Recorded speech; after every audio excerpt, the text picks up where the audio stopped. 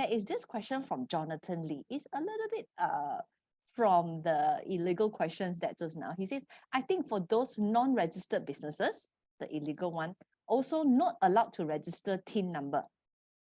Let's say they're able to register TIN number and pay tax accordingly, which means those businesses become legalized. So is paying taxes and taxing you has anything to do with the legality of the income or not? One. Okay, if we refer back to our slide previously, right? The definition of legal and illegal. So as for illegal, if you are not registered with local authorities or government agency, you are still considered illegal. So whether as for hasil, you will still need to register your tax file in order for you to make your tax reporting as well as your tax payment. So as for your business, I would advise you to register with the government agency or local authority in order to make your business legal, in order for you to get all the incentive and the perks given by government. There are so many perks that you could grab in order for you to run your business. Yes. Okay. Puan, I'm just picking up some questions here and there as well. It may look a little bit random. Yeah. There are these questions. Yeah. I think we have answered them, but let's answer them again from Chong Yi He says about the special volunteer disclosure program and the full payment penalty. Who can we contact to understand better? So I think we will need to have times, isn't it? Who can we contact to understand more and seek help? So basically, at the moment, we don't have anything. Maybe I'll just help you to answer this. Yeah, Mr. Chong. Yeah, at the moment, we don't have further information. The government is still finalizing the guidelines. Yeah, pertaining to the matter. Is this correct?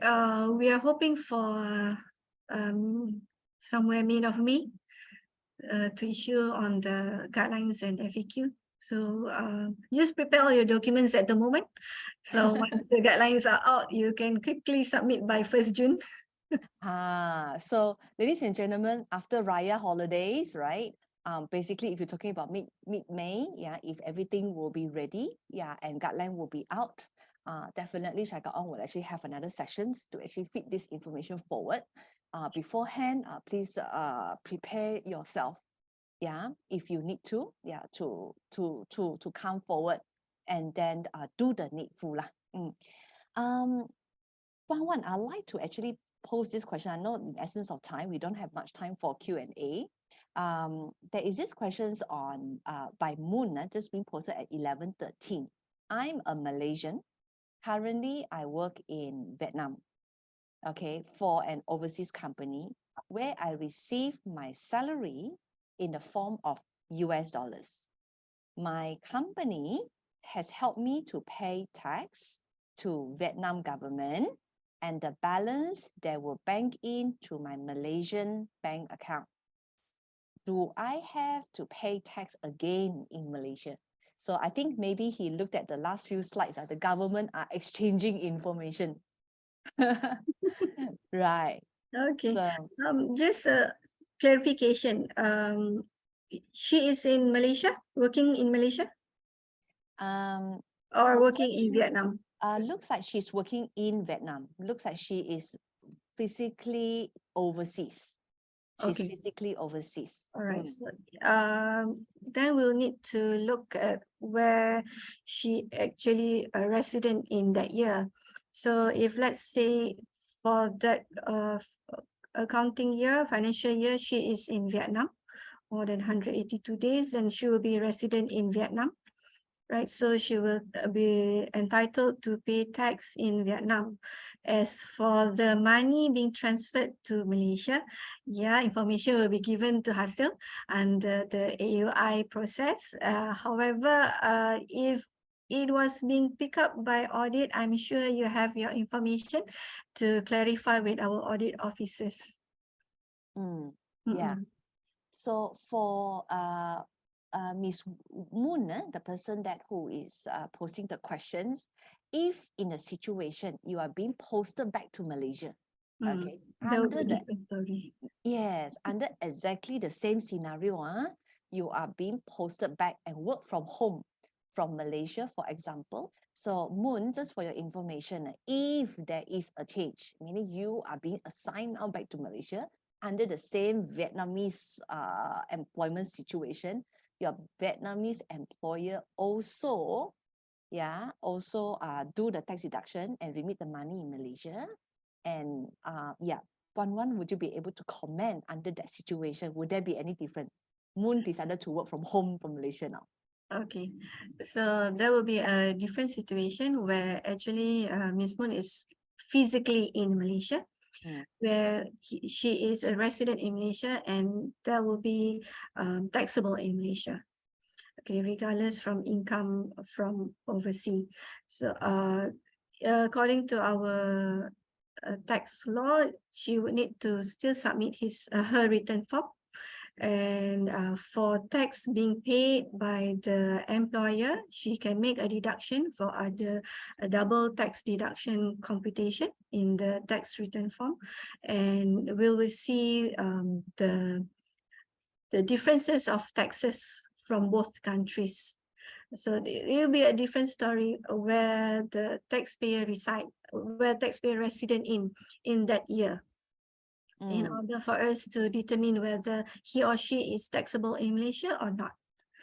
Because for definitely outside of Malaysia, if you're working outside there, you will need to pay tax at the country, right? Yes. Okay, you need to. So definitely, if you're in Malaysia, you need to pay tax in Malaysia.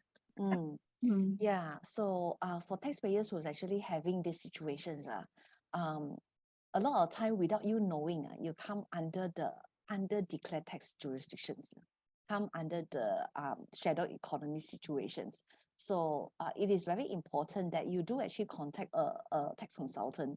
It can be Syarikat, it can be anyone, to be honest, to really manage your submission correctly. Yeah, manage your submission correctly. So now, in the essence of time, now it's already 11:29. Our time with Hasil is actually 1.5 hours. So Point one, would you be able to share with us any unforgettable tax audit experience? I see your CV, you were previously a tax auditors. Yeah, so any unforgettable experience that you could actually share with our participant today? Okay, all right.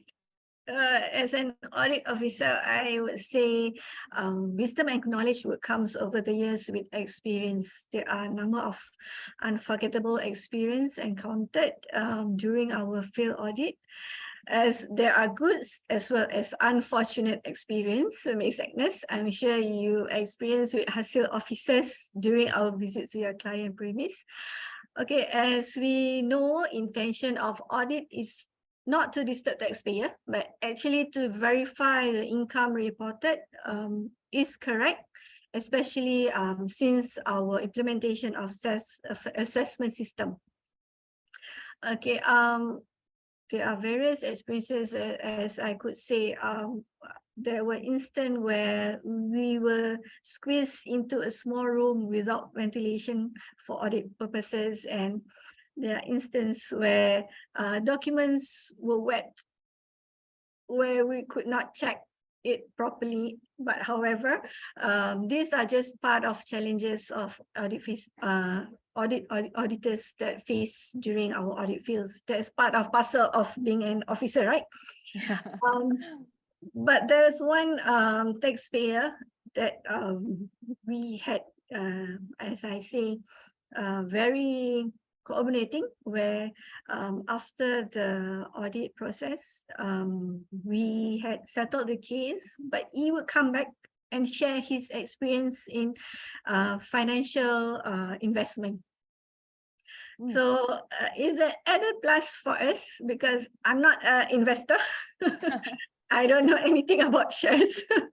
Right. So it was a good sharing knowledge, where we share information between Hasil and also a taxpayer, where we could make a good rapport, where over the years, taxpayer could come back and we could assist, entertain, and inform latest information that Hasil has, in order for us to make sure everybody is in good mood in complying Yeah. Yes, yes, yes. with the tax law. Mm, Just a little tip on this: if you are unsure, you're not confident with the process, right? Do ask our officers, what are these for? Why are you coming for audit? Because do not ignore us totally, because we are human after all. We are professionals. So just give us your full cooperation, reply to our letters and queries, because if you disregard us and we could not get any information, if there are additional assessment raised, it will be a hassle to make an appeal. That mm, will be another story. So we wouldn't want to get to there, so we could clarify everything upfront. So it will be a better harmony relationship between hasil as well as taxpayers, I would say. Okay, thank you. I just got to squeeze in one more question, one, because just now you No mentioned problem. about the finance income. Actually, within the chat room, when I saw them posting, I saw them post income, like for example, hey, I got cryptocurrency gain, maybe I got forex gain, right? So am I taxable? Would you be able to help the participant just to take this one last question? This is, I know, a sensitive question, but would you be able to assist? All right. For cryptocurrencies, we have actually issued a guideline on this topic, where you could access from our portal as well, where we define what are cryptocurrencies, whether it's taxable and non-taxable. And as we had discussed previously, you would need to see whether the transaction is actually capital in nature or revenue in nature, whether there are badges of trade that shows that you're actually doing business. And if you are, then your profits from cryptocurrency is actually taxable. So you need to keep a record and make account of your profitables accounts and as well as your losses account. So however, if it's for investment purposes, where you just chunk your money after 2 to 3 5 years, then only, oh, I still have investment in crypto, that will be another story, where it will be more on capital income, I would say. Okay.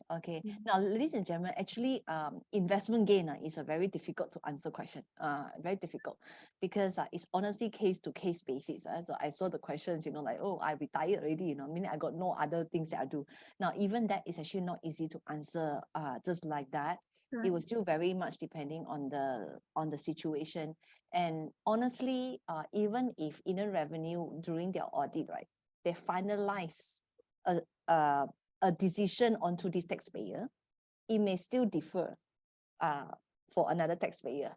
It may not be a case that, for example, oh, now I can rely on the decision of the case to be applied onto another decision, unless there is like a clear definition being put up and agreed about the measurement of badges of trade, the definition in detail about the intentions, etc., etc.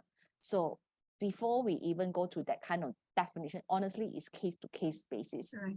It will be difficult because it's not a normal transaction. It's not a retail business where you just buy goods and sell. So you will need to see at your nature of business, your transaction, in order for us to determine whether it's business income or investment income.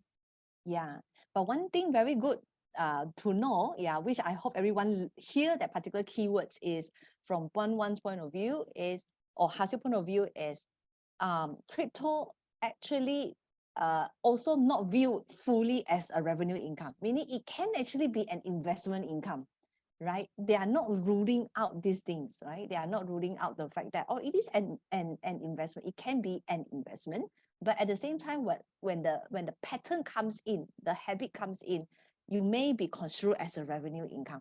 So meaning it is actually two parts. It's not like, if you look at some of the slides, it tells you that, okay, influencer, your income is my business income. That one is already cast in stone, right, ladies and gentlemen. So there are differences. There are differences between whatever that the presentations that done by Puan Wan regarding the digital economy onto their definition of business when come which they construe on the bloggers, the YouTuber, and the influencer, right? They already construe this is an business income. So it's actually different. So hence it became an audit case, I would say, in a way. Of course, beforehand, the compliance would need to be there. Now, I have taken 7 more minutes of everyone's time.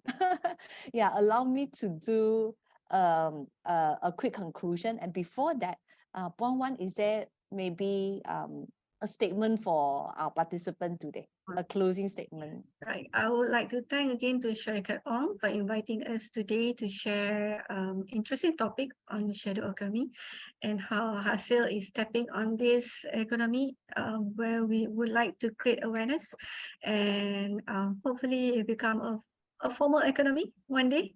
And I will take this opportunity also to invite all taxpayers who has not declared to come forward and make a proper declaration to Hasil, especially during our filing period.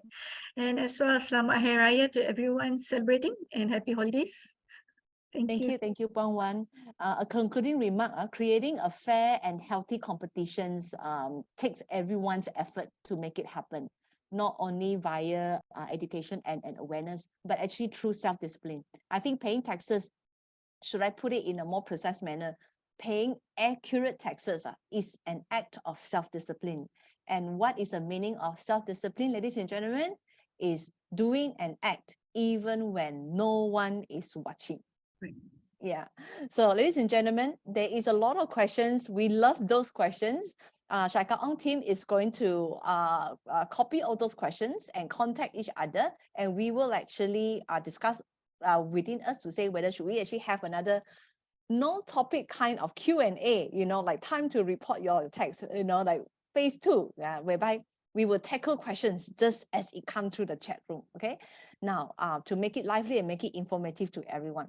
So, everyone, Selamat Hari Raya. Yeah, enjoy your holiday. For those that who celebrate Selamat Hari Raya, for those that who's actually going to just enjoy the holiday, yeah, have a good break, have a good rest, and then when you come back to work on next Tuesday, remember to dig through your through your drawers and then look for those receipts. Okay, get yourself ready, and it's the tax filing months coming forward. Okay, thank you everyone. You may sign off now. Thank you everyone. Thank you, Puan. Thank you very much. Agnes.